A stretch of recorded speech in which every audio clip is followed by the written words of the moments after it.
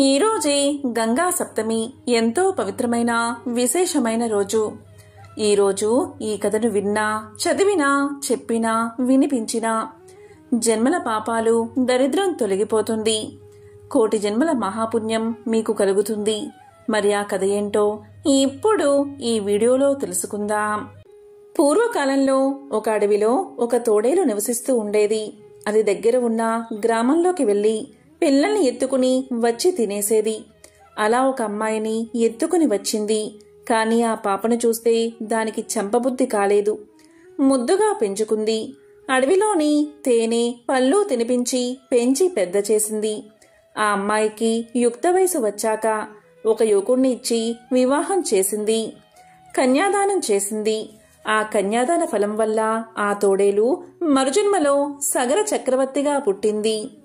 సగరుడు ఒకసారి కొలువుతీరి ఉండగా నారదుడు వచ్చి, నీవు పూర్వజన్మలో తోడేలువి, ఒక అమ్మాయిని చంపకుండా పెంచి కన్యాదానం చేశావు. ఆ పుణ్యఫలం వల్ల ఈ జన్మలో చక్రవర్తివై పుట్టావు అని తెలియచేశాడు. దానం చేసినందువల్లే చక్రవర్తిగా పుడితే చాలామంది ఆడపిల్లలకు పెళ్లిళ్లు చేస్తే ఇంకా ఎంత పుణ్యం వస్తుందో అని సగరుడు ఆలోచించి తనకి 60,000 మంది కన్యలు పుట్టాలని కోరుకుంటూ బ్రహ్మదేవుడి గురించి ఘోర తపస్సు చేయసాగాడు. సగరుడు 16,000 మంది కన్యలకు కన్యాదానం చేస్తే ఆ పుణ్యఫలం వల్ల అతనికి ఇంద్ర పదవి లభిస్తుందేమో అని, తన పదవికే మోసం వస్తుందేమో అని ఆలోచించాడు ఇంద్రుడు. దీంతో ఇంద్రుడు సరస్వతీదేవిని ప్రార్థించి సగరుడు బ్రహ్మదేవుణ్ణి వరం కోరుకునేటప్పుడు అతని నాలుకపై ఉండి 60,000 పుత్రికలు అనే బదులు పుత్రులు అనేటట్లుగా చేయమని కోరాడు సరస్వతీదేవిని. సరస్వతీదేవి అలాగే చేసింది. సగరుడి తపస్సుకు మెచ్చి బ్రహ్మ ప్రత్యక్షం అయ్యాడు. ఏం వరం కావాలో కోరుకోమన్నాడు. అప్పుడు సగరుడు బ్రహ్మదేవుడికి నమస్కారం చేసి, ఓ బ్రహ్మదేవా, నాకు 60,000 మంది పుత్రికలు కావాలి అని అడగకుండా 60,000 మంది పుత్రులు కావాలి అని అడుగుతాడు. సగరుడు తన పొరపాటు గుర్తించేసరికి ఆలస్యం అయిపోయింది. బ్రహ్మ అలాగే తదాస్తు అని చెప్పి మాయమైపోయాడు. సగరుడికి బ్రహ్మవరం ప్రకారంగా 60,000 మంది పుత్రులు జన్మించారు. వారంతా పెరిగి పెద్దవారైన తర్వాత సగరుడు ఇలా అనుకున్నాడు, నేను కన్యాదాన ఫలాన్ని పొందకపోతే ఏమీ అశ్వమేధ యాగం చేస్తాను అని నిర్ణయించుకున్నాడు. మళ్లీ ఇంద్రుడు ఇలా అనుకున్నాడు, సగరుడు అశ్వమేధ యాగం చేస్తే ఆ పుణ్యఫలం వల్ల నా ఇంద్ర పదవికే మోసం వస్తుంది అని ఆలోచించాడు. దీంతో ఇంద్రుడు ఆ యాగాశ్వాన్ని దొంగలించి పాతాళంలోని ఒక గుహలో దాచాడు. అక్కడ కపిల మహర్షి తపస్సు చేసుకుంటూ ఉండేవాడు. ఆయనకి ఒక వరముంది. తన తపస్సు భగ్నం చేసిన వాళ్లను ఆయన కోపంతో చూస్తే ఎదుటి వాళ్లు భస్మం అయిపోతారు. అశ్వం అపహరించబడితే దారుణమైన ఫలితాలు వస్తాయని ఆ యాగం నిర్వహిస్తున్న పండితులు చెబుతారు. అప్పుడా సగరుడు తన 60,000 మంది కొడుకులను పిలిచి, ఈ భూమి 60,000 యోజనాలు ఉంటుంది. కనుక మీరందరూ ఒక్కో యోజనాన్ని తవ్వండి, భూమి మొత్తాన్ని వెతకండని చెప్పి పంపాడు. వజ్రాలాంటి తమ గోలతో ఆ సగరులు భూమినంతా తవ్వడం ప్రారంభించారు. ఇది గమనించిన దేవతలు బ్రహ్మదేవుడి దగ్గరకు వెళ్లి, దేవా, సగరులు భూమిని తవ్వుతుంటే ప్రాణులన్నీ చనిపోతున్నాయి, ఏమి చెయ్యమంటారు అని అడిగారు. అప్పుడు బ్రహ్మదేవుడు ఇలా పలికాడు, మీరెవరూ కంగారు పడకండి. ఈ భూమంతా శ్రీ మహావిష్ణువుది, కనుక ఆయనే ఈ భూమిని రక్షించుకుంటాడు. ప్రస్తుతం ఆయన పాతాళ లోకంలో కపిల మహర్షిగా తపస్సు చేసుకుంటున్నాడు అని చెప్పాడు బ్రహ్మ. ఇక సగర కుమారులు ఎంత తవ్వినా అశ్వం కనబడకపోయేసరికి వారు సగరుడి వద్దకు వెళ్లి జరిగిందంతా తెలియచేశారు. దానికి సగరుడు తన కుమారులతో, నాకు అశ్వం తప్పకుండా కావాలి అన్నాడు. మీరు పాతాళం దాకా తవ్వేయండి అని చెప్పి వాళ్ళని మళ్లీ పంపించాడు. ఆ సగర కుమారులు పాతాళం దాకా తవ్వడం ప్రారంభించారు. అలా తవ్వుతున్న వాళ్లకి ఈ భూమిని తూర్పు దిక్కున మోస్తున్న దిశా గజం అనే ఏనుగు కనిపించింది. ఆ ఏనుగుకి ప్రదక్షిణ చేసి ముందుకు వెళ్లగా వాళ్లకి మహాపద్మం అనే ఏనుగు భూమిని దక్షిణ దిక్కున మోస్తూ కనిపించింది. అలాగే పడమర దిక్కున సామనసం అనే ఏనుగు, ఉత్తర దిక్కున భద్రము అనే ఏనుగు కనిపించింది. వాటికి ప్రదక్షిణ చేశారు. 4 దిక్కులలో గుర్రం ఎక్కడా కనబడలేదు. ఈసారి ఈశాన్యం వైపు తవ్వడం ప్రారంభించారు. అలా తవ్వగా వాళ్ళకి ఒక ఆశ్రమంలో సనాతనుడైన విష్ణు భగవానుడు కపిల మహర్షిగా తపస్సు చేసుకుంటూ కనబడ్డాడు. ఆయన పక్కనే యాగాశ్వం కూడా ఉంది. కాబట్టి ఈయనే మన గుర్రాన్ని దొంగలించాడని ఆ సగరులు భావించి ఆయన్ని కొట్టడానికి పరుగు తీశారు. వెంటనే ఆ కపిల మహర్షి ఒక హూంకారం చేసేసరికి ఆ 60,000 మంది సగరులు నేలమీద బూడిదై పడ్డారు. అసలు విషయం ఏంటి అంటే, సగర చక్రవర్తికి 2 భార్యలు. పెద్ద భార్యకు అసమంజసుడు అనే కుమారుడు జన్మించాడు. చిన్న భార్యకే ఈ 60,000 మంది కొడుకులు పుట్టారు. పెద్ద భార్య కొడుకైన అసమంజసుడికి అంశుమంతుడు అనే కొడుకు పుట్టాడు. అక్కడ పాతాళలోకంలో తన 60,000 మంది పుత్రులు బూడిద కుప్పలై పడి ఉన్నారు. యాగాశ్వం కోసం వెళ్లిన కొడుకులు ఎంతకూ తిరిగి రాకపోవడంతో మనవడైన అంశుమంతుణ్ణి పంపాడు సగరుడు. అంశుమంతుడు పాతాళంలో చితా భస్మపు గుట్టలను చూసి ఎంతో బాధపడ్డాడు.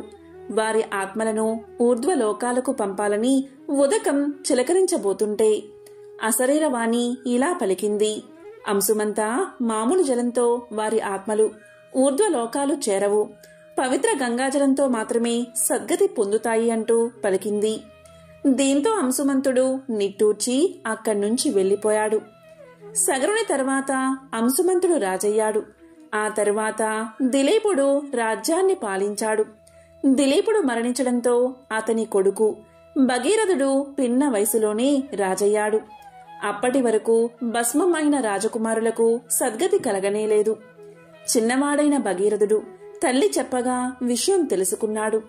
పవిత్ర ఆకాశ గంగను భువికి తెస్తానని తల్లితో చెప్పాడు. రాజ్య పరిపాలనా బాధ్యతలను తన వంశజులకు అప్పగించి తాను సురగంగను భూకి తేవడానికి గాను 10,000 సంవత్సరాలు బ్రహ్మ గురించి ఘోర తపస్సు చేశాడు. అతని తపస్సుకు మెచ్చిన విరించి భగీరథునికి ప్రత్యక్షమయ్యాడు. పాతాళ లోకంలో ఉన్న తన పూర్వీకుల ప్రేతత్వం తొలగి అమరలోకం చేరేందుకు గాను అమరలోక వాసిని అయిన సురగంగను ఇలకు అనుమతించమని ప్రార్థించాడు భగీరథుడు. అందుకు సృష్టికర్త గంగ భూకేగే వరమిచ్చాడు. అందుకు సంతోషించిన భగీరథుడు గంగాదేవిని ప్రార్థన చేయగా సురగంగ ప్రత్యక్షమై బ్రహ్మదేవుడి సూచన మేరకు భూమి మీదకు రావడానికి సిద్ధమేనని, కాని తను ఆకాశం నుంచి కిందకు దూకేటప్పుడు కలిగే ఉధృతికి భూమి 2గా బద్దలవుతుందని చెప్పి తన్ని భరించగలిగే నాదుడెవరని అడిగి చిరునవ్వు నవ్వి అదృశ్యమైనది. అంతట భగీరథుడు మరలా బ్రహ్మ గురించి 10,000 సంవత్సరాలు ఘోర తపస్సు చేయగా అతని తపస్సుకు మెచ్చిన విధాత మరలా దర్శనమిచ్చి ఏం వరం కావాలి అని అడిగాడు. దానికి భగీరథుడు సురగంగను భరించగలిగే నాదుడెవరని ప్రశ్నించగా అందుకు విధాత ఇలా సమాధానం చెప్పాడు: ఈ 14 బోన బాండములలో సురగంగను భరించగలిగేవాడు ఒక్క పరమేశ్వరుడే. ఆమె అహాన్ని అదుపు చేయగలిగినవాడు ముక్కంటి ఒక్కడే అని సమాధానమిచ్చి అంతర్ధానమయ్యాడు. ఇక భగీరథుడు పట్టు విడవక ఇనుమడించిన దీక్షతో మరొక 10,000 సంవత్సరాలు పరమేశ్వరుడి గురించి ఘోర తపస్సు చేశాడు. భగీరథుని తపస్సుకు మెచ్చిన వాడే మహేశ్వరుడు దర్శనం ఇచ్చాడు. అతని ప్రార్థన మన్నించి గంగ తన తలపైకి దూకవచ్చని చెప్పాడు. చంద్రశేఖరుడు హిమవత్పర్వత అగ్రాన నిలిచి తన ముడివైచి ఉన్న తన జటాజూటాన్ని విదల్చి ఓరకంట దివి నుంచి భూని బద్దలు చేయగలను అన్న అహంతో ఉన్న గంగను చూసి చిరుమందహాసం చేశాడు. తన నడుముపై చేతులు ఉంచి నించున్న శంకరుణ్ణి పరిహాస దృష్టితో చూసిన గంగా ఉత్తుంగ తరంగాలతో వడిదిరుగుతున్న సుడులతో మహోగ్రతులతో తనలోని మకరాలు మీనాలు కూర్మాలతో జలచరాలంటితో సహా పరమేశ్వరుణ్ణి పాతాళానికి తొక్కాలి అన్న తిక్కతో ఆకాశమంతా పరుచుకున్న తన జలాలతో మహావేగంతో శివుడిపైకి ఉరికింది. అంతట పరమేశ్వరుడు చాపిన తన జటలను చుట్టి ఇంతటి గంగను తన జటలలో బంధించి వేశాడు. గంగ ఆకాశం నుంచి పడుతూనే ఉంది. శివుని జటలో తిరుగుతూనే ఉంది. వేల సంవత్సరాలు గడుస్తున్నాయి. కానీ కనీసం ఒక్క చుక్క గంగాజలమైనా భూమిపై చిందలేదు. ఇంతటి తన శ్రమ తరువాత భువికి చేరిన గంగా శివుని జటలలో బందీ అవడం చూసిన భగీరథుడు గంగను విడిచి కరుణించమని మహేశ్వరుణ్ణి ప్రార్థించాడు. భక్తవరదుడైన భవుడు గంగను ఒక సన్నని పాయగా తన జటాజూటం నుంచి విడవగా గంగ భూమిని చేరింది. గంగను చూసి సంతోషించిన భగీరథుడు గంగను అనేక విధాలా స్తుతించాడు. ఇక గంగామాత భగీరథుడితో ఇలా పలికింది: నేను నీ వెంట వచ్చేటప్పుడు నీవు వెనక్కి తిరిగి చూడరాదు అన్న షరతును విధించింది. అంతటా మహా ఆనందంతో భగీరథుడు ముందుకు సాగాడు. గంగ అతన్ని అనుసరిస్తూ తన మార్గంలోని వాటిని తనలో కలుపుకుంటూ అంతకంతకు తన వేగాన్ని పరిమాణాన్ని విస్తరింపచేస్తూ భగీరథుని వెంట సాగింది. ఈ క్రమంలో తన మార్గంలో ఉన్న జహ్ను మహర్షి ఆశ్రమాన్ని తన ఉత్తుంగ తరంగాలతో ముంచెత్తింది. దీంతో జహ్ను మహర్షి కోపంతో తన ఆశ్రమాన్ని ధ్వంసం చేసిన గంగా నదిని తన యోగ శక్తితో ఔపాసన పట్టాడు. ఒక్కసారిగా తన్ని అనుసరిస్తున్న జలధారల గలగల సవడలు వినపడకపోయేసరికి వెనుతిరిగి చూసిన భగీరథుడు నిశ్చేష్టుడు అయ్యాడు. మహర్షి ద్వారా జరిగింది తెలుసుకున్న భగీరథుడు గంగని విడిచిపెట్టమని మహర్షిని పరిపరి విధాలా స్తుతించగా మహర్షి గంగను తన కుడి చెవి నుంచి విడిచిపెట్టాడు. జహ్ను మహర్షి నుంచి ఉద్భవించింది కాబట్టి గంగ జాహ్నవి అయ్యింది. గంగా భగీరథుణ్ణి అనుసరించి పాతాళ లోకం చేరి అతని పూర్వీకుల బూడిదలపై ప్రవహించి వారికి ఉత్తమ గతులను ప్రసాదించింది. గంగాదేవి పాతాళలోకం చేరడం వల్ల పాతాళ గంగ అయినది. భగీరథుడు మహాజ్ఞాని, పరోపకారానికి పెట్టింది పేరు. దీక్షకు సహనానికి ప్రతిరూపం. ఎంత కష్టాన్నైనా లెక్క చేయకుండా అనుకున్నది సాధించే వారిని భగీరథంతో పోలుస్తారు. ఎవరైనా కఠోర పరిశ్రమ చేసి దేన్నైనా సాధిస్తే భగీరథ ప్రయత్నం చేశారని చెప్పుకుంటాం. కారణం భగీరథుడు ఎంతో కష్టపడి దివి నుంచి గంగను భువికి తీసుకొచ్చాడు. పూర్వకాలంలో త్రేతాయుగంలో మధుర పట్టణంలో సోమశేఖరుడు అనే ఒక బ్రాహ్మణుడు ఉండేవాడు.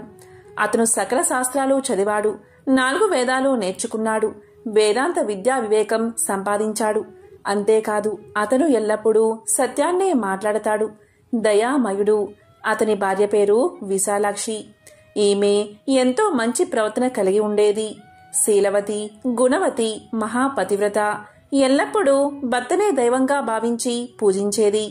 వారి దాంపత్యం చూసేవారికి కన్నుల పండుగగా ఉండేది. వీరు శ్రీ మహావిష్ణువును ఎంతో భక్తి శ్రద్ధలతో పూజించేవారు. ఇంటికి వచ్చిన అతిథి అభ్యాగతులకు చక్కగా సత్కారం చేసి భోజనం పెట్టి పంపేవారు. వారి గృహం భూలోక స్వర్గంలా ఉండేది. ఈ విధంగా వీరు ఆనందంగా కాలాన్ని గడుపుతూ ఉన్నారు. ఒకరోజు ఆ బ్రాహ్మణ దంపతులు మోక్షాన్ని పొందగోరి గంగాయాత్రకు పోవాలని నిర్ణయించుకుని అలా ప్రయాణమైపోయి అక్కడ కాశీ విశ్వేశ్వరుణ్ణి దర్శించుకుని కొన్ని రోజులు అక్కడ నివసించి పవిత్రమైన గంగా జలాన్ని తీసుకుని తిరుగు ప్రయాణాన్ని మొదలుపెట్టారు. ఆ దంపతులు తిరుగు ప్రయాణంలో వస్తూ ఉండగా మార్గ మధ్యలో వారికి ఒక పురుషుడు కనిపించాడు. అతను ఒక పశ్చిమ దేశస్థుడు. అతని పేరు రత్నాకరుడు. వ్యాపార నిమిత్తమై సరుకులను ఎడ్ల బండిపై ఎక్కించుకుని పోతున్నాడు. అప్పుడు ఒక ఎద్దు అధిక బరువు వల్ల నడవలేక నిల్చుని ఉంది. అంతటా రత్నాకరుడు తన నౌకరుల్లో ఒకడైన కాలకల్పుణ్ణి చూసి ఎద్దును అదిలించమని హెచ్చరించాడు. అంతటా కాలకల్పుడు తన చేతిలో ఉన్న కర్రతో దాన్ని బలంగా కొట్టాడు. అప్పుడు ఆ ఎద్దు గింజుకుని తాళ్లు తెంపుకుని తన్ను కొట్టిన కాలకల్పుణ్ణి పొడిచింది. సూది మొనలాగా ఉన్న దాని కొమ్ము కాలకల్పుడి డొక్కలో గుచ్చుకుని వెంటనే భూమి మీద పడి గిరగిలా తన్నుకుని మరణ వేదనతో కాలకల్పుడు అరుస్తున్నాడు. అలా అరుస్తున్న కాలకల్పుణ్ణి ఈ బ్రాహ్మణ దంపతులు చూశారు. వెంటనే సోమశేఖరుడు అతని బాధను చూడలేక అతని దగ్గరకు వెళ్లి తన కలశంలో ఉన్న గంగా జలం కొంత అతని నోట్లో పోసి ఇంతకు ముందు విష్ణు పూజకు ఉపయోగించిన తులసీ దళాన్ని అతనిపై వేశాడు. ఇక విష్ణునామాన్ని అతడికి వినపడేలా జపించసాగాడు. కొంతసేపటికి కాలకల్పుడు మరణించాడు. ఇక కాలకల్పుడి మరణానికి ఆ దంపతులు విచారించి ముందుకు సాగిపోయారు. వారు అలా కొంత దూరం పోయేసరికి మరొక భయంకర దృశ్యం వారికి కనిపించింది. అది ఏంటి అంటే, వారి ఎదుట భీకర ఆకారాలతో కొందరు భటులు కనిపించారు. వారిలో కొందరికి కాళ్ళు పెరికి ఉన్నాయి, కొందరికి చేతులు తెగి ఉన్నాయి, కొందరికి ముక్కులు తెగి ఉన్నాయి. వారి ఆకారాలు భీకరంగా ఉన్నాయి. సోమశేఖరుడు భయపడక వారి దగ్గరకు వెళ్లి, అయ్యా, మీరు ఎవరు? మీకు ఈ అవస్థ ఎలా కలిగింది? దీనికి కారణం ఎవరు? మీ చరిత్ర చెప్పండి అని కోరాడు. ఇక అందులో కొందరు బ్రాహ్మణుని చూసి ఇలా పలికారు, అయ్యా, మేము ఒకరి ప్రాణం తీయడానికి భూమి మీదకు వచ్చాం. అతను మహాపాపి, ఎన్నో పాపాలు చేశాడు. చివరకు నోరులేని ఒక ఎద్దును కర్రతో గట్టిగా కొట్టాడు. అతని పేరే కాలకల్పుడు. అతన్ని శిక్షించడానికి యమధర్మరాజు ఆజ్ఞను అనుసరించి అతన్ని తీసుకుపోతున్నాం. అలా తీసుకుపోతున్న మమ్మల్ని విష్ణుదూతలు అడ్డగించి అతన్ని మేమే తీసుకుపోతాము అని గర్జించారు. అంతట మేము వారితో ఇలా అన్నాము, ఓ విష్ణుదూతలారా, వీడు మహాపాపి, మేము ఇతన్ని వదిలిపెట్టం అని పలికాము. దానికి విష్ణుదూతలు, ఓ యమదూతలారా, వీడు ఏం పాపం చేశాడో చెప్పండి అని అడిగారు. దానికి మేము, వీడు చేసిన పాపాలు ఇవి అని చెప్పడానికి వీలుపడదు, కానీ వీడు అన్ని రకాల పాపాలు చేసిన మహాపాపి అని చెప్పాము. దానికి విష్ణుదూతలు ఇలా పలికారు, చేసి ఉండవచ్చు, కానీ ఇతన్ని మీరు ఎలా తీసుకుపోతారు అని అడిగారు. దానికి మేము, వీడు చేసిన పాపాలకి తగిన శిక్ష విధించడానికి మా ప్రభువు ఆజ్ఞ ప్రకారం తీసుకుని పోతున్నాము అని సమాధానం చెప్పాము. దానికి విష్ణుదూతలు, ఇతను ఒక్క పుణ్యకార్యమైనా చెయ్యలేదా అని అడిగారు. దానికి మేము చెయ్యలేదు అని సమాధానం చెప్పాం.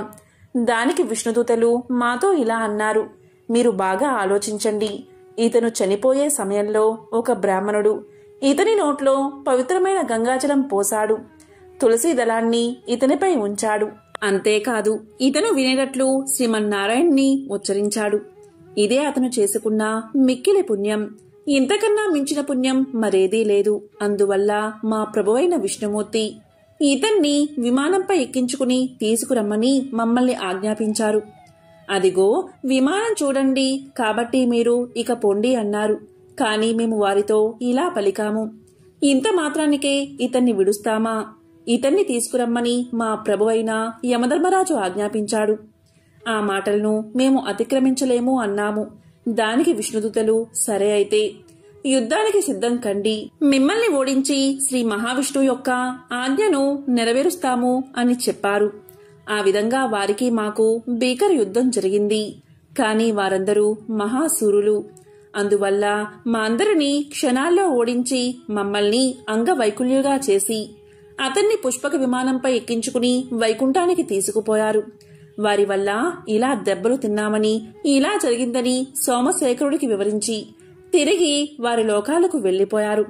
వారు వెళ్లిపోయాక ఆ బ్రాహ్మణ దంపతులు ఇలా అనుకున్నారు, ఆహా, గంగాజలం ఎంత గొప్పది! ఒక మహాపాపిని పవిత్ర గంగాజలం పుణ్యాత్ముణ్ణి చేసింది కదా. ఎప్పుడో ఒకప్పుడు తాగినంత మాత్రానే సమస్త పాపాలు తొలగిపోతుంటే ఇంకా కలకాలం ఇక్కడే ఉండి గంగాస్నానాన్ని ఆచరించి గంగాజలాన్ని తాగుతూ ఉంటే ఇంకా ఎంతటి భాగ్యం కలుగుతుందో కదా అనుకుని ఇక అక్కడే స్థిర నివాసాన్ని ఏర్పాటు చేసుకుని నిత్యము గంగాస్నానం చేస్తూ కాశీ విశ్వేశ్వరుని పూజిస్తూ అతిథులను ఎప్పటిలాగే ఆదరిస్తూ మంచి జీవితాన్ని గడిపారు. చివరకు వారిద్దరూ మోక్షాన్ని పొందారు. కాబట్టి జన్మ అంటే ఆ బ్రాహ్మణ దంపతులు జీవించినట్లు జీవించాలి. గంగా స్నానం చేస్తూ గంగాజలాన్ని సేవించడం వల్ల సకల శుభాలు కలుగుతాయి. దానికి ఈ కథే ప్రత్యక్ష ఉదాహరణ. ఈ గంగా సప్తమికే నింబ సప్తమి అనే పేరు కూడా ఉంది. దేనికి కారణం, ఈరోజు వేప చెట్టుకి పూజ చేసి వేప చిగుళ్లను ప్రసాదంగా స్వీకరించే ఆచారం ఉంది. అందుకే ఈ రోజుకు నింబ సప్తమి అనే పేరు కూడా ఉంది. నింబ అంటే వేప చెట్టు.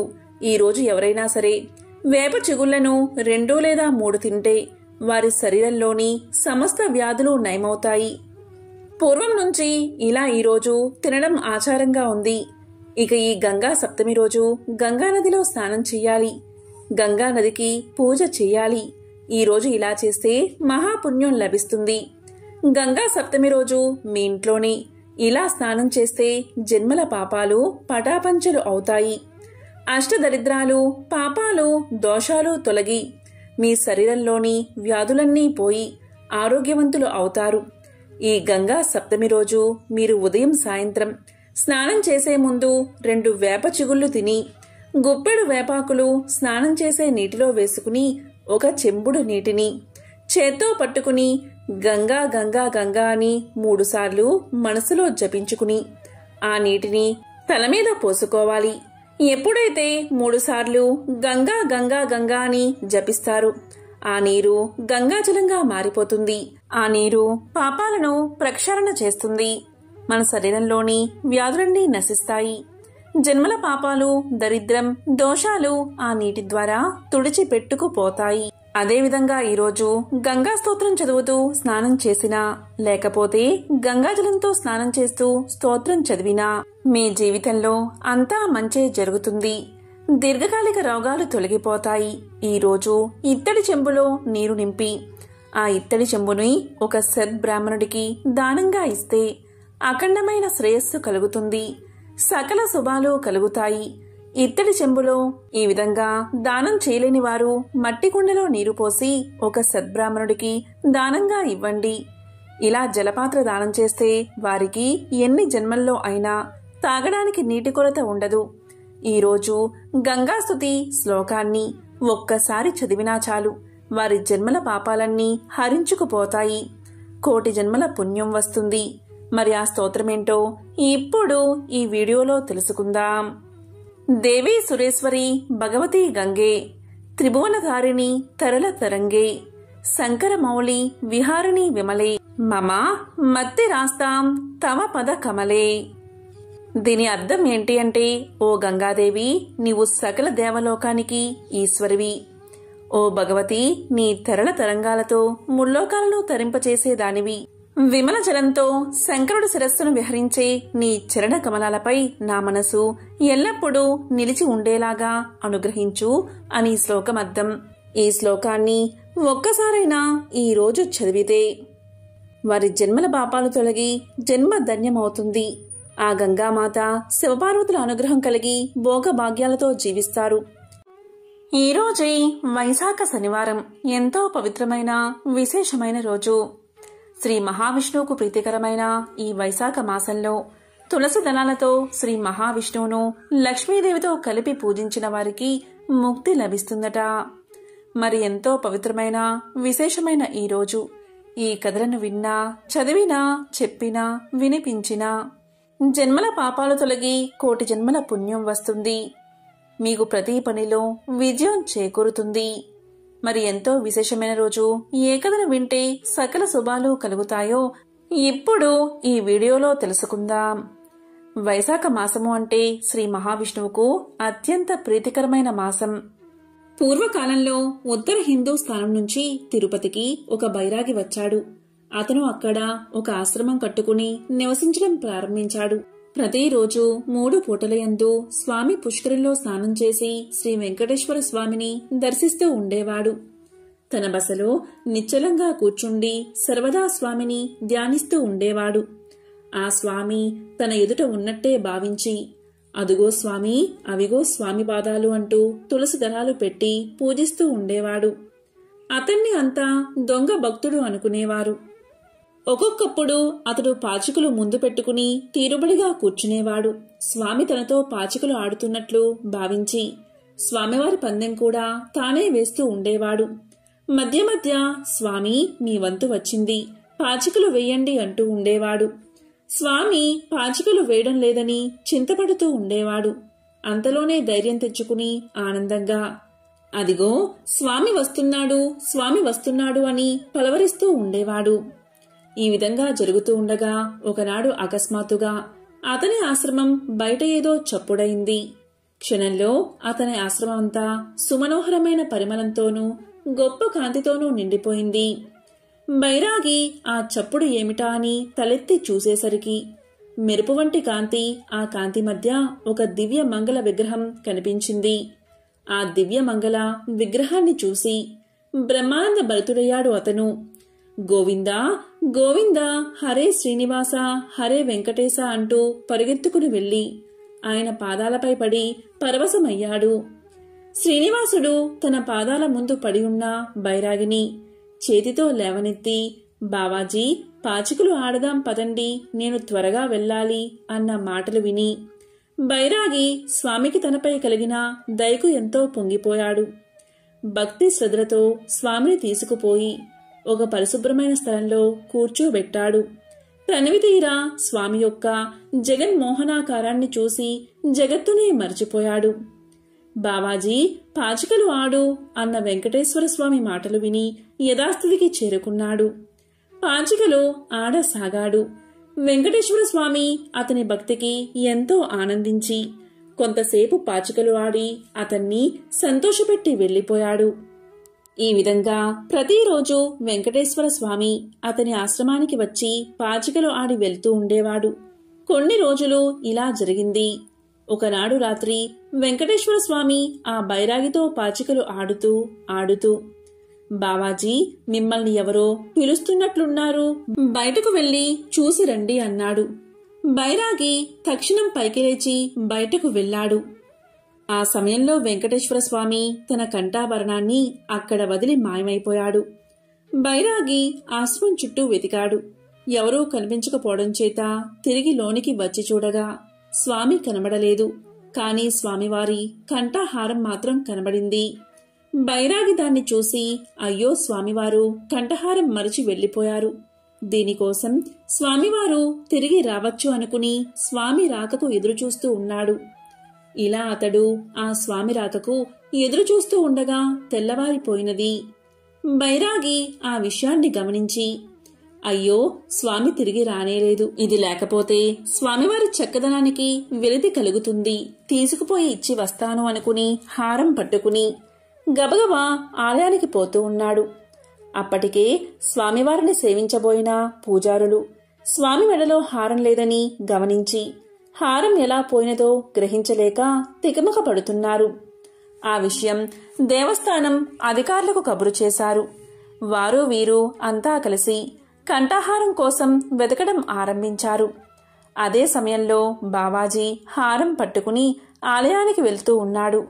అతని చేతిలో ఉన్న స్వామి కంఠహారాన్ని చూసి కొందరు ఇలా అన్నారు, అదిగో హారం, పట్టుకోండి పట్టుకోండి, వీడు శుద్ధ దొంగ కాని బైరాగి కాదు అని అరవడం మొదలుపెట్టారు. అప్పుడు ప్రజలంతా కలిసి బైరాగి మీద విరుచుకు పడ్డారు. నానా దుర్భాషలు ఆడారు. తలొక దెబ్బ కొట్టడం ఆరంభించారు. బైరాగి ఏం చెప్పినా ఒక్కరూ వినడం లేదు. ఇంతలో ఒక అధికారి అక్కడికి వచ్చి, అతన్ని కొట్టకండి, ఆయన ఏం చెబుతాడో విని తరువాత ఏం చెయ్యాలో ఆలోచిద్దామన్నాడు. సరే అని అందరూ దూరంగా పోయి నిలబడ్డారు. బైరాగి జరిగిన సంగతంతా ఆ అధికారికి చెప్పాడు. కాని ఎవరూ అతని మాటలు నమ్మలేదు. స్వామికి పని పాటూ లేక ఈ దొంగవాడితో పాచికలాడ్డానికి వెళ్లారట. అప్పుడాయన హారం ఇతని ఆశ్రమంలో మరిచిపోయాడట. ఎంత తీపిగా మాట్లాడుతున్నాడో చూడండి అని అరవడం ప్రారంభించారు. అధికారి బావాజీ చెప్పిన సంగతులు నిజమో అబద్ధమో నిర్ధారణగా తెలుసుకోలేకపోయాడు. బావాజీని చెరసాల్లో పెట్టించాడు. దానితో బండెడు చెరుకుగడలు కూడా పెట్టించి బైరాగిని చూసి, బావాజీ నీవు చెప్పిన మాటలు నిజమైతే స్వామివారి సహాయంతో తెల్లవారేసరికి ఈ బండెడు చెరుకుగడలు తినేయాలి. ఒక్క గడ మిగిలినా నీ తలనరికి గుడి ముందు వేలాడగట్టిస్తాము అని చెప్పి తలుపులకు తాళాలు వేయించి వెళ్లిపోయాడు. బావాజీ వారి మాటలు విని ఏమాత్రం దిగులు పడలేదు. నిశ్చలంగా కూర్చుండి చాలాసేపు వెంకటేశ్వర స్వామిని ధ్యానించి, స్వామి నేను నేరం చెయ్యలేదని నీకు తెలుసు, నన్ను శిక్షింపచేసినా నీదే భారమనుకుని నిశ్చింతంగా నిద్రపోయాడు. అలా అతడు నిద్రపోయిన తర్వాత కొంతసేపటికి ఒక ఏనుగు ఆ గదిలో ప్రత్యక్షమైనది. క్షణంలో ఆ గదిలో ఉన్న చెరుగుగడలు అన్నిటినీ తినేసింది. తెల్లవారుజామున బావాజీని తొండంతో తట్టి లేపింది. తొండమెత్తి ఆశీర్వదించింది. బిగ్గరగా గీంకారం చేసింది. చెరసాల కాపరులు ఆ ధ్వనిని హళ్లిపోయారు. తాళాలు వేసిన గదిలోకి ఏనుగు ఎలా వచ్చిందా అని ఆశ్చర్యపడ్డారు. పరుగు పరుగున పోయి అధికారులను తీసుకువచ్చారు. అదే సమయంలో ఆ ఏనుగు గది తలుపుపై తలతో ఒక్క పోటు పొడిచింది. దెబ్బతో ఆ తలుపులు ముక్క చెక్కలైపోయాయి. అందరూ చూస్తూ ఉండగా ఆ ఏనుగు మహావేగంగా పరిగెత్తుకుని వెళ్లిపోయింది. కాని ఎటుపోయిందో ఎవ్వరూ చూడలేకపోయారు. ఎంత ప్రయత్నించినా వారికి ఆ ఏనుగు కనబడలేదు. తన భక్తుని కాపాడ్డానికై వెంకటేశ్వర స్వామియే ఐరావత రూపంలో వచ్చి ఆ గదిలో ఉంచిన చెరుకుగడలు అన్నిటినీ తినేసి వెళ్లిపోయారని అందరూ నిశ్చయించుకున్నారు. స్వామి మహిమలు తలుచుకుని బ్రహ్మానంద భరితులయ్యారు. బావాజీని దొంగ అని తిట్టికొట్టి బాధించిన వారంతా అతని పాదాలపై పడి క్షమించమని వేడుకున్నారు. బావాజీ దృష్టంతా ఏనుగు దిక్కువైపునే ఉంది. అటువైపే చూస్తూ, శ్రీనివాస, చిద్విలాస, నన్ను కాపాడడం కోసం ఏనుగు రూపం దాల్చి వచ్చి బండెడు చెరుగుగడలు తిన్నావా? స్వామి, హాతీరాం, హాతీరాం అంటూ ఆలయంలోకి పరిగెత్తి వెళ్లిపోయాడు.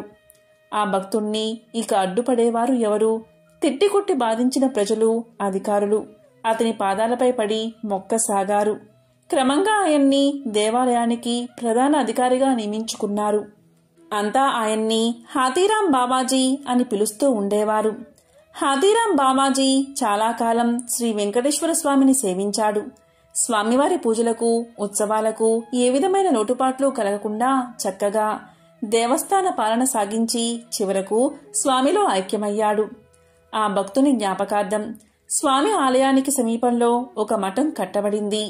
స్వామిని దర్శించబోయే యాత్రికులందరూ బావాజీ మఠాన్ని కూడా దర్శించుకుంటారు.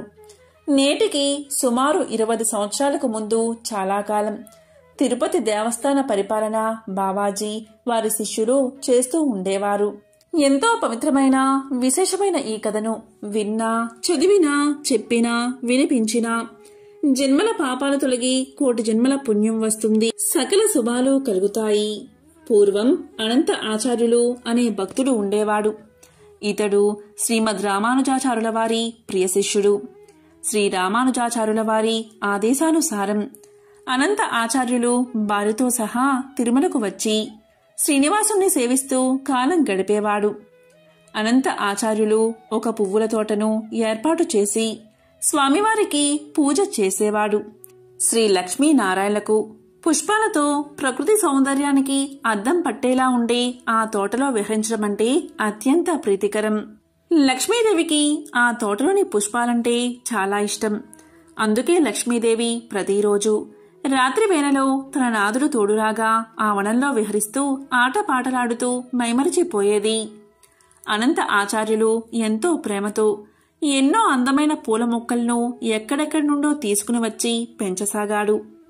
రాత్రి వేళలో ఆ జగన్మాత ప్రతి పూల మొక్క చెంత నిల్చుని ఆ పుష్పాల అందాన్ని చూసి మురిసిపోయేది. ఈ విధంగా జరుగుతూ ఉండగా అనంత ఆచార్యులు ప్రతిరోజు ఆ తోటలోని పుష్పాలను కోసి అనంత ఆలయంలోని స్వామికి సమర్పించేవాడు. అప్పుడు ఆ ఆలయంలోని అర్చకులు ఆ పూలతో శ్రీమన్నారాయణుణ్ణి, స్వామివారి హృదయలక్ష్మిని ఎంతో దివ్యంగా అలంకరించేవారు. ఆ పుష్పాల అలంకరణలో శ్రీస్వామి అత్యంత రమణీయంగా భక్తులకు దర్శనం ఇచ్చేవాడు. జగన్మాత అనంత ఆచార్యుల పుష్ప కైంకర్యానికి ఎంతో సంతోషపడి అతన్ని కనికరించాలని తలచింది. శ్రీమన్నారాయణ్తో ఇలా పలికింది: స్వామి, అనంత ఆచార్యులు మనకెంతో ప్రియభక్తుడు. అతనికి దివ్య అనుగ్రహాన్ని కురిపించడం మన ధర్మమని పలికింది. అప్పుడు శ్రీమన్నారాయణుడు ఇలా పలికాడు: ఓ లక్ష్మి, నీకు నీ బిడ్డ అంటే ఎంత అనురాగం, ఆప్యాయత, అతన్ని తప్పకుండా అనుగ్రహిద్దామన్నాడు. ఒకరోజు రాత్రి మహాలక్ష్మి శ్రీనివాసుడు ఉద్యానవనమంతా కూడా విహరించి ఒకచోట అద్భుతమైన గులాబీ పూల మొక్కలు కనబడగా వాటి సౌందర్యానికి ముగ్ధురాలై లక్ష్మీదేవి అక్కడే నిల్చుంది. అప్పుడు శ్రీనివాసుడు 2 గులాబీ పూలను తెంపి తన ప్రియసఖి అయిన శ్రీ మహాలక్ష్మి సెగలో అలంకరించాడు. దీంతో జగన్మాత మహాలక్ష్మీదేవి ఎంతో పొంగిపోయింది. ఇంకొంచెం ముందుకు వెళ్లిన తర్వాత వారికి అద్భుతమైన మల్లెతీగ కనబడింది. అప్పుడు లక్ష్మీదేవి గుప్పెడు మల్లెలు తెంపుకుని శ్రీమన్నారాయణుడిపై విసిరింది. శ్రీనివాసుడు కూడా కొన్ని పూలను తెంపి శ్రీ లక్ష్మీదేవిపై విసిరాడు. ఆ విధంగా వారిద్దరూ కూడా ఆ రాత్రి ఉద్యానవనమంతా కూడా విహరించి ఎంతో ఆనంద పరవశులు అయ్యారు. ఇక ఉదయం పూలు కోసుకోవడానికి వచ్చిన అనంత ఆచార్యుల వారికి తోటంతా నలిగిన పూలతో చిందరవందరగా పడి ఉండడం చూసి ఎంతో బాధపడి, ఎవరో దొంగలు రాత్రి తోటలోకి ప్రవేశించి తోటనంతా పాడు చేశారని భావించాడు. అక్కడక్కడ కొన్ని పూలు కోసుకుని వాటిని అనంత నిలయంలో స్వామికి సమర్పించాడు. ఆ రోజు రాత్రి శ్రీమన్నారాయణుడు, మహాలక్ష్మి తిరిగి తోటకు వచ్చారు. వారిద్దరూ ఆ రోజు తోటలో సంపెంగలు, సన్నజాజులు ఇంకా అనేక దివ్యమైన పువ్వులను చూశారు. అవి ఎంతో అద్భుతంగా కనబడ్డాయి. ఆ దంపతులిద్దరూ తోటంతా తిరుగుతూ ఆడుతూ పాడుతూ గడిపారు. శ్రీనివాసుడు కొన్ని అందమైన పుష్పాలను కోసి శ్రీ జగన్మాత శిఖర అలంకరించి మురిసిపోయాడు. దీంతో తల్లి ఆనందానికి అవధులు లేవు. ఇంతలో తెల్లవారుతూ ఉండడంతో వారిద్దరూ తిరిగి ఆనంద నిలయానికి చేరుకున్నారు. ఇక ఉదయాన్ని తోటలో అడుగుపెట్టిన అనంత ఆచార్యుల వారి కోపానికి అవధులు లేకుండా పోయాయి. తోటంతా చిందరవందరగా నలిగిపోయిన పూలతో ఉండడం చూసి ఆ రోజు కూడా దొంగలు వచ్చారని అనుకున్నాడు అతను. తనకి అత్యంత ప్రీతిపాత్రుడైన శ్రీ లక్ష్మీనారాయణల కైంకర్యానికి పెంచుతున్న ఈ పూల తోటను ఇలా పాడు చేసిన వారిని ఎలా అయినా సరే పట్టుకోవాల్సిందే అని అనుకున్నాడు. ఆ రాత్రి తోటలో ఒక మూలాన పడుకుని ఉన్నాడు. రాత్రంతా గడిచింది. చప్పుడు లేదు. సమయం గడిచిపోయింది. నేను కాపలా కాస్తున్నాన్ని గ్రహించి దొంగలు వచ్చినట్లు లేరు అనుకున్నాడు. ఇంతలో తెల్లవారింది. కాని ఎప్పటి మాదిరిగానే తోటంతా చిందరవందరగా ఉంది. పూలన్నీ ఎక్కడ పడితే అక్కడ విసిరి వేయబడి ఉన్నాయి. దొంగలు ఏమాత్రం శబ్దం చేయకుండా వచ్చి ఉన్నట్లు ఉన్నారు అని అనుకున్నాడు అనంత ఆచార్యులు. ప్రతిరోజు వారిని పట్టుకునే వరకు కాపలా ఉండవలసిందే అని తలిచాడు. ఈ విధంగా 8 రోజులు గడిచాయి. కాని ఆ దొంగలు అతనికి దొరకలేదు. ఆ దొంగలు దొరికేలా అనుగ్రహించమని ఆనంద నిలయంలోని స్వామిని శరణు వేడాడు అనంత ఆచార్యులు. దీంతో కరుణామూర్తి అయిన అమ్మవారు నారాయణుడితో ఇలా పలికింది. ఈనాడు ఆచార్యుల వారిని ఎలా అయినా సరే కరుణిద్దామని పలికింది. శ్రీనివాసుడు కూడా అలాగే అన్నాడు. ఆనాటి రాత్రి అనంత ఆచార్యుల వారు కన్నులలో వత్తులు వేసుకుని మరీ ఆ చొరుల కోసం ఎదురుచూడసాగారు. ఈ రోజు ఎలా అయినా సరే ఆ దొంగలను పట్టుకోవాల్సిందే అని దృఢ సంకల్పంతో ఉన్నాడు అనంత ఆచార్యుల వారు. ఇంతలో ఆచార్యుల వారికి 2 స్త్రీ పురుష ఆకారాలు ఆ పూల మొక్కల మధ్య తిరుగుతూ కనిపించసాగాయి. సందేహం లేదు, రోజు నా పూల మొక్కలను పాడు చేస్తుంది వీరే అనుకున్నాడు. వారిద్దరూ ఎంతో దివ్య తేజస్సుతో కనబడ్డారు. అద్భుత తేజస్సుతో ప్రకాశిస్తున్నాడు శ్రీనివాసుడు. అద్భుత సౌందర్యంతో దివ్య ఆభరణాలతో విరాజిల్లుతున్నది అమ్మవారు. వారిని చూసిన అనంత ఆచార్యులు ఒక్క క్షణం మైమరిచిపోయాడు. ఇంతలో అతనికి కర్తవ్యం గుర్తుకు వచ్చింది. నెమ్మదిగా వెనుకగా వెళ్లి వారిద్దరినీ కూడా గట్టిగా పట్టుకున్నాడు. అనంత ఆచార్యులు ఇలా పలికాడు. ఎక్కడికి పోతారు అన్నాడు. ఆ దంపతులు పారిపోవడానికి శతవిధాలా ప్రయత్నించారు. కాని సాధ్యపడలేదు. జగన్నాటక సూత్రధారైన విష్ణుమూర్తి, అదేవిధంగా జగన్మాత తమ భక్తునితో నాటకాలు ఆడుతున్నారు. అతని బంధం ఎంతో గట్టిదని అతనికి తోచేలాగా ముచ్చట పడుతూ ఉన్నారు. మరి భగవంతుడికి భక్తునికి గల బంధం అంతటిదే కదా. ఆచార్యుల వారు దొంగలు దొరికారు అన్న సంతోషంతో కొంచెం ఏమరపాటుగా ఉండగా ఆ పురుషుడు ఒక్క ఉదుటున బంధం తెచ్చుకుని పరిగెత్తి మాయమైపోయాడు. అది గ్రహించిన ఆచార్యుల వారికి తీవ్రమైన కోపం వచ్చింది. ఈమె కూడా భర్త వెనకే పరిగెత్తుతుందేమో అని ఆమెను గట్టిగా పట్టుకున్నాడు. భార్యను వదిలి వెళ్లిపోతాడా, తిరిగి ఉదయం భార్య కోసం రాకుండా పోతాడా అనుకున్నాడు. ఆమెను గట్టిగా పట్టుకుని ముందుకు నడిపించి ఆ తోటలోని సంపెంగ మానుకు తీగలతో బంధించాడు. అప్పుడు ఆమె తన్ని విడిచిపెట్టమని కోరింది. ఉదయం చూద్దాంలే అనుకుంటూ వెళ్లి కునుకు తీశాడు అనంత ఆచార్యులు. ఇంతలో తెల్లవారింది.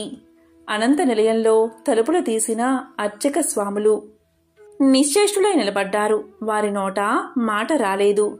ఎందుకంటే శ్రీనివాసుడి వక్షస్థలంపై ఉండవలసిన జగన్మాత బంగారు ప్రతిమ కానరాలేదు. అందుకే ఆందోళనగా ఉన్నారు. ఏమిటి ఈ వైపరీత్యం?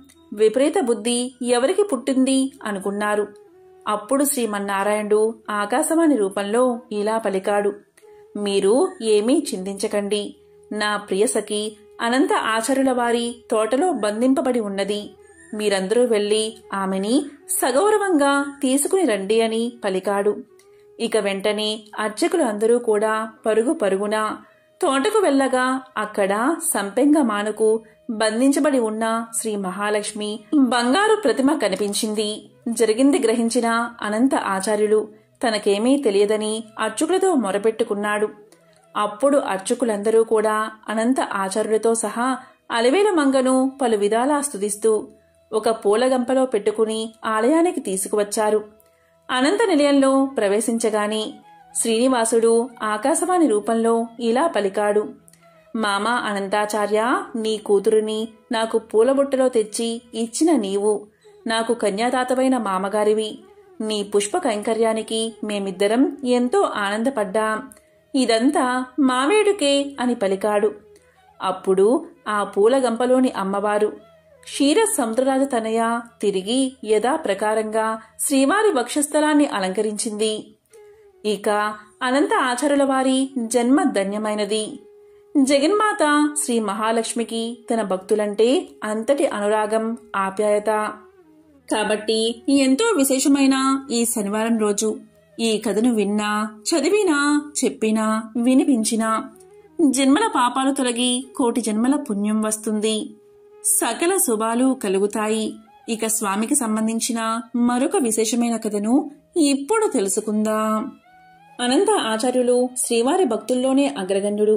నిత్యం ఆయన తన సేవలతో శ్రీవారిని పూజిస్తూ ఉండేవాడు. ఇతడు కొండపైన వెనక భాగంలో ఉండేవాడు. ఈయన ప్రతిరోజు స్వామివారికి భక్తి శ్రద్ధలతో పూలమాలలు సమర్పించేవాడు. ఆయన ఒకరోజు పూలతోటను పెంచాలని నిర్ణయించుకున్నాడు.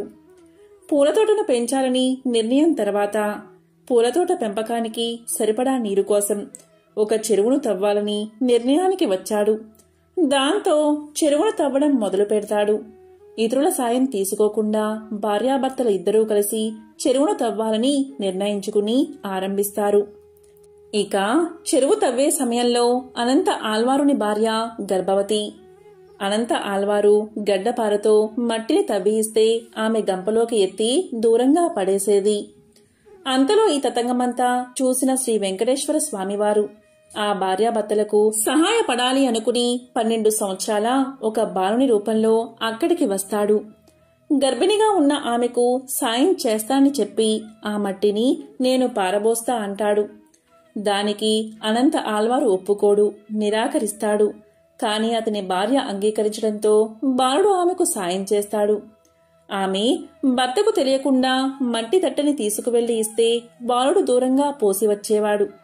అది గమనించిన అనంత ఆల్వారులు భార్యను ప్రశ్నించగా ఆమె బాలుడు సహాయం చేస్తున్నాడని చెప్తుంది. దాంతో అనంత ఆల్వారులకి పట్టలేనంత కోపం వస్తుంది. దీంతో అతను కోపంలో తన చేతిలో ఉన్న గుణపాన్ని బాలుడి మీదకు విసురుతాడు. అది ఆ బాలుడి గడ్డానికి తగులుతుంది. దాంతో బాలుడు రూపంలో వచ్చిన వెంకటేశ్వర స్వామివారు ఆనంద నిలయంలోకి వెళ్లి తిరిగి వారికి కనబడకుండా మాయమైపోతాడు. ఇక ఆలయంలోని అర్చకులు స్వామివారి విగ్రహానికి గడ్డం వద్ద రక్తం కారడం చూసి ఆశ్చర్యపోయి ఆ విషయాన్ని అనంత ఆల్వారుకు చెప్తారు. దాంతో కంగారుగా అతను అక్కడికి చేరుకుంటాడు. గర్భగుడిలో ఉన్న శ్రీవారి గడ్డం నుంచి రక్తం కారడం చూసి ఆశ్చర్యపోతాడు. తమకి సహాయం చేయడానికి వచ్చిన బాలుడు సాక్షాత్తు శ్రీ వెంకటేశ్వర స్వామివారే అని గ్రహించి కన్నీళ్లతో స్వామివారిని మన్నించమని కోరుతూ పాదాలపై పడి కన్నీరు మున్నీరు అవుతాడు. ఇక గాయం తగిలింది అనే బాధతో ఆ నొప్పి తెలియకుండా ఆయన గడ్డం వద్ద పచ్చ కర్పూరం పెడతాడు. అప్పట్నుంచి రోజు చల్లదనం కోసం గాయంపై చందనం రాసి ఆ తర్వాత పచ్చ కర్పూరం పెట్టేవాడు. నారద మహాముని అంబరీషునకు వైశాఖ మహిమను వివరిస్తూ ఇలా పలికాడు. శృతదేవుడు శృతకీర్తి మహారాజుతో ఈ విధంగా పలికాడు. మహారాజా, వైశాఖ శుద్ధ తృతీయమని అంటూ ఉంటారు. అది ఎంతో పవిత్రమైనది. ఆనాడు చేసిన పుణ్యం సర్వ పాపహరం, శ్రీహరి పదాన్ని కలిగిస్తుంది. ఆ రోజు దేవతలకు, ఋషులకు, పితృదేవతలకు తర్పణాదులు ఇవ్వాలి. ఆ రోజు చేసిన దానికి విశేష ఫలితం ఉంటుంది. ఆ రోజు శ్రీహరిని పూజించి శ్రీహరి కథను విన్నవారు ముక్తిని పొందుతారు. ఆ రోజు చేసిన దానం అక్షయ ఫలితాన్ని ఇస్తుంది. అక్షయ తృతీయ తిథి దేవతలకు, ఋషులకు, పితృదేవతలకు ముగ్గురికి తృప్తిని కలిగిస్తుంది. ఈ తిథికి ఈ మహిమ ఎలా వచ్చిందో కారణాన్ని చెప్తాను. శ్రద్ధగా విను అంటూ శృతదేవుడు శృతకీర్తి మహారాజుకు ఇలా చెప్పడం మొదలుపెట్టాడు. పూర్వం ఇంద్రుడికి బలి చక్రవర్తితో పాతాళమున యుద్ధం జరిగింది. ఇంద్రుడు బలి చక్రవర్తిని జయించి తిరిగి వస్తూ భూలోకానికి చేరుకున్నాడు. మార్గమున ఉన్న ఉతద్య మహాముని ఆశ్రమంలోకి వెళ్ళాడు. త్రిలోక సుందరియు గర్భవతి అగు అతని భార్యను చూసి మోహించాడు. ఆమెను బలాత్కారంగా అనుభవించాడు. ఆమె గర్భంలో ఉన్న పిండం ఇంద్రుని వీర్యంలోనికి రానియక పాదాన్ని అడ్డుగా ఉంచింది. దానికి ఇంద్రుడు కోపగించి అతన్ని గుడ్డివాడు అగమని శపించాడు. వాని శాపాన్ని అనుసరించి మునిపత్ని గర్భం నుండి పుట్టిన బాలుడు దీర్ఘ తపుడు అనువాడు పుట్టు గుడ్డి అయి జన్మించాడు. గర్భస్థ పిండముచే అవమానించబడి శపించిన ఇంద్రుడు మునిపత్నిని బలవంతంగా అనుభవించి ముని చూస్తే శపిస్తాడు అని భయపడి త్వరగా పోవాలని పరిగెత్తాడు. అతన్ని చూసిన ముని శిష్యులు పరిహసించారు. ఇంద్రుడు సిగ్గుపడి మేరు పర్వత గుహలో దాక్కున్నాడు. ఇంద్రుడు ఇలా మేరు గుహలో దాగినట్లు తెలుసుకుని బలి మున్నగు రాక్షసులు అమరావతిని ఆక్రమించి దేవతలను తరిమి కొట్టారు. ఏమీ చేయడానికి తోచని దిక్కులేని దేవతలు బృహస్పతిని చేరి ఇంద్రుడి విషయాన్ని అడిగారు. బృహస్పతి దేవతలకు ఇంద్రుడి పరిస్థితిని వివరించి ఇంద్రుడు సచీ సహితుడై మేరు పర్వత గుహలో ఉన్నాడని తెలియచేశాడు.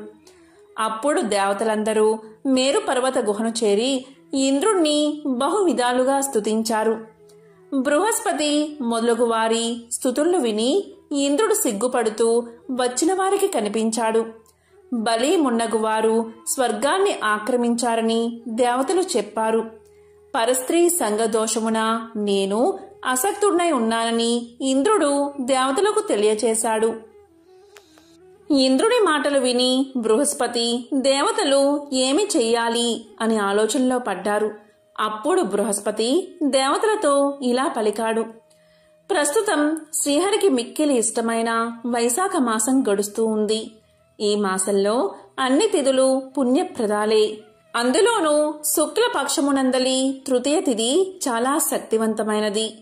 ఆ రోజు చేసిన స్నానదానాలు ఉత్తమ ఫలితాన్ని కలిగిస్తాయి, సర్వ పాపాలను పోగొడతాయి. కాబట్టి ఆనాడు ఇంద్రుణ్ణి వైశాఖ ధర్మాలు ఆచరింపచేస్తే ఇంద్రుడి పాపం పోయి పూర్వపు బలం, శక్తియుక్తులు మరింతములై వస్తాయని తెలియచేశాడు.